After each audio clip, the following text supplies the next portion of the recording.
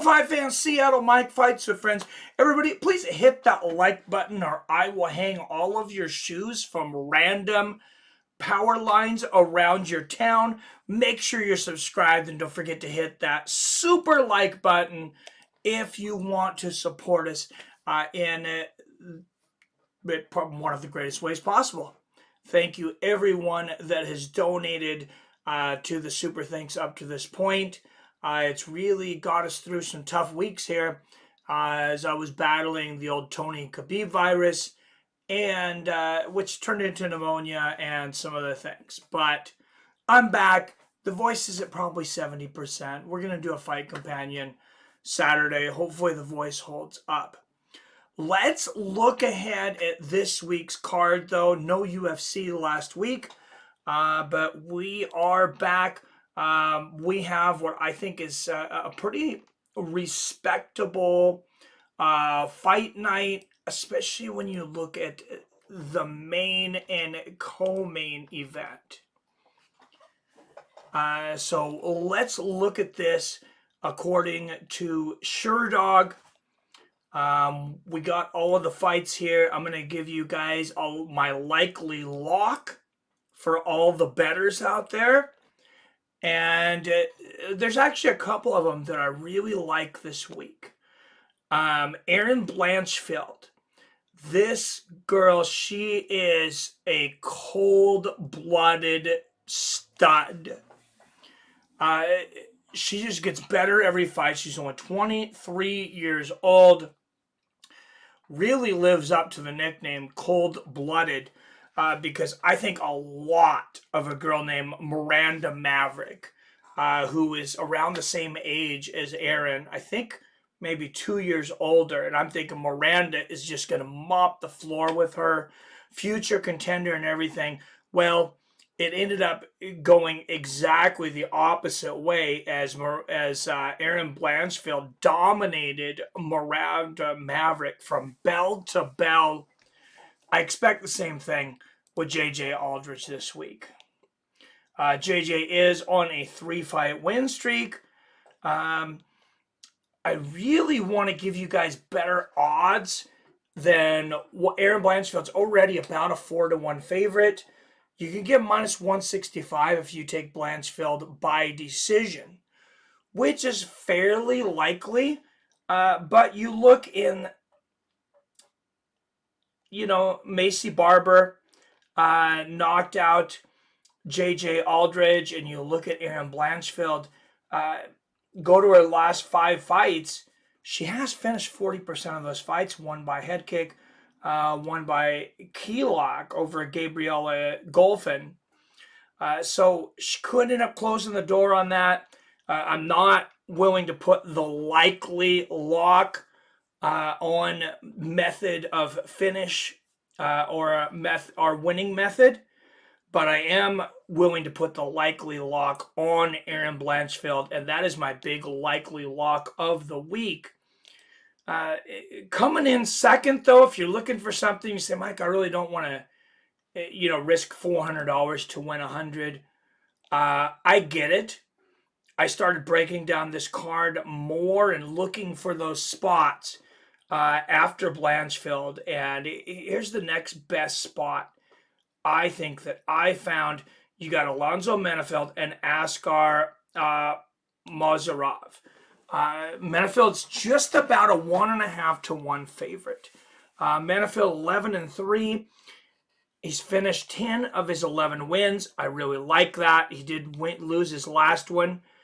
Decision to William Knight, who's an absolute stud. Defeated Ed Herman before that. Fabio Charant. Been a little up and down in the UFC, but he's got some good wins here. Paul Craig, I consider that a big win.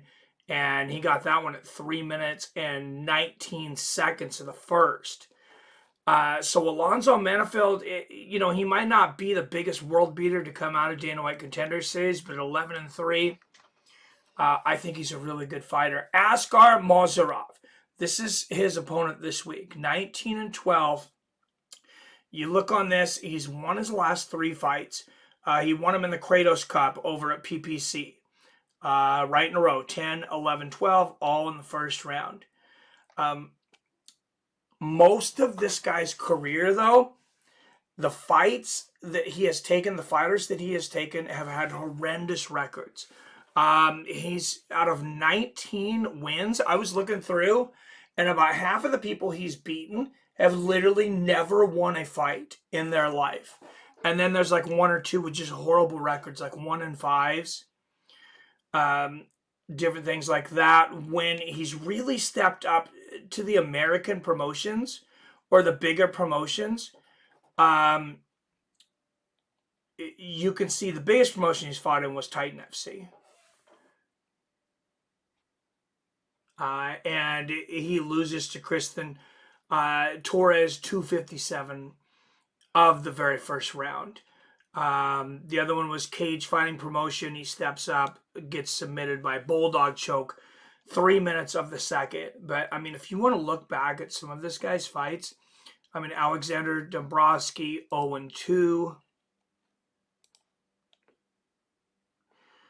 Alexei 0-1. I mean, this is this guy's, his pro debut. There's another 0-2. Andrei Karasov. We hit the wrong button. I believe this guy was 0-3. Yeah, and I looked at this. So just a horrible level of opposition for Askar Mozharov out of Ukraine. I'm very surprised that I'm surprised he's facing Alonzo Menefield at all. And the fact that he's not like a 4-1 underdog, I don't know if I'm missing something. But guys, for the value on this, I highly, highly recommend Alonzo Menefield. And I will be making the trip.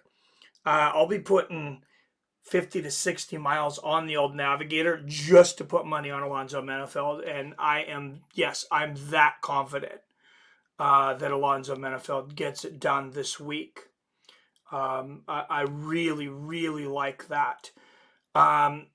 Here's a weird one, though. And maybe not so weird for a lot of people, but look at this. Yeah, Mozhar Evloev. Yes, this guy, sorry about that. Yes, he's undefeated. He's 15-0. But, I mean, Dan Ige, this guy's done it against the best. He has done it against the absolute best. And you're going to see in a minute that Evloev he's an insane favorite coming into this fight.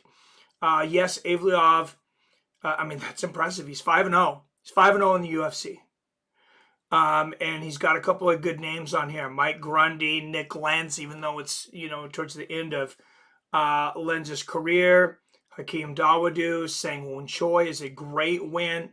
Enrique Barboza. I mean, those 5 fights in the UFC really hasn't had any gimme fights. Those are all pretty good names. I didn't finish any of them, but he won them all. None of those names, in my opinion, are anywhere close to who he's going to be fighting in the co-main event. Dan 50K Ige, 15-5. He has lost 2 in a row. Of course, he got beat up pretty good by Josh Emmett. Lost to Chan Sung Jung before that. Fight before that, he knocked out Gavin Tucker. Right before that, of course, he got the brakes beat off him by Calvin Kattar. But, I mean, he's had some good wins. Edson Barbosa. And, May of 2020, Edson Barbosa, a little more, a little better than he is now. Maybe not at his prime before he took some bad losses, but I still consider that a better win than, anyone Evloev has on his resume. But let's just look at the odds on this. You got Dan 50K Ige at plus 310, Evloev at minus 410. Honestly, I think this fight is closer to an even. I would make these odds closer to what we see with the Menefield fight. And I would actually swap those. I would make Menefield the 4-1, and I would make Dan Ige, the like a plus 165 underdog. I just think those are totally swapped, in my opinion. But let's go to the main event, break down the main event of this week's UFC Fight Night 207, Volkov versus Rozenstruick. Volkov coming into this 34-10. He is going to come in a slight favorite in this fight. So we're going to go down there. You see Alonzo Menefield minus 195. I was just talking about. I still really like him at minus 195. But Volkov's a minus 155. Rozenstruick a plus 135. Let's see what we can make of this. Rozenstruick, of course, we know it has incredible power. And Volkov's, he's been close to a title shot a couple of times, even, fought. Did he fight Cormier for the belt? Maybe not. But, I mean, he's got victories over Fabricio Verdum. He was beating Derek Lewis, of course, until the last second. Beat Greg Hardy pretty good. Went the distance with Curtis Blades. Knocks out Walt Harris and Alistair Overeem. Went 5 rounds with Cyril Gahn. Not an easy task. Right after that, goes the distance with Marcin Tybura. Tybura gets the win. He got finished pretty quickly in his last fight. I was honestly really impressed with Tom Aspinall, that Tom was able to finish Volkov that quickly. Let's take a look at Jarzinho Rozenstruick, who for quite some time, was putting a lot of fear throughout the UFC brass. And then he dropped a couple. Not an easy guy to finish, though. Really the only guy to finish him there, Francis Ngannou. He also went the 5 rounds with Cyril Gahn. Finished JDS, finished Augusto Sakai very easily. His last fight, he went the distance with Curtis Blades as well. Quick knockout over Andrei Arlovsky. And he's had some moments in the UFC. This is not an easy one to call. In my opinion, I'm going to have to go back to Volkov. He's been knocked out twice in his career. And 44 fights, 2 knockouts. So who are we going to get those knockouts to? One of them's Derek Lewis, an absolute powerhouse. And then the other one, I don't even really want to count this. It was so far back, 2013. This is almost a decade ago, to Vitaly Minakov. I really only see Jarzinho Rozenstruick, really his path to victory to me is by knockout. And I just think Volkov, he's too durable. A lot of people want to think about the last 11 seconds in a Lewis fight. If he just stays away from Derek Lewis for 11 to 20 seconds, I know it's not what happened. But take that away, and then the only other time he's been knocked out, take it away a decade ago, and he's fought some tough SOBs. I got to give this one to Volkov straight up. I really like him at the odds we're being given. Minus 155. Yes, please. Yes, I'll throw up $155 to win 100 on Volkov all day. Just straight. So that's going to be my bets this week.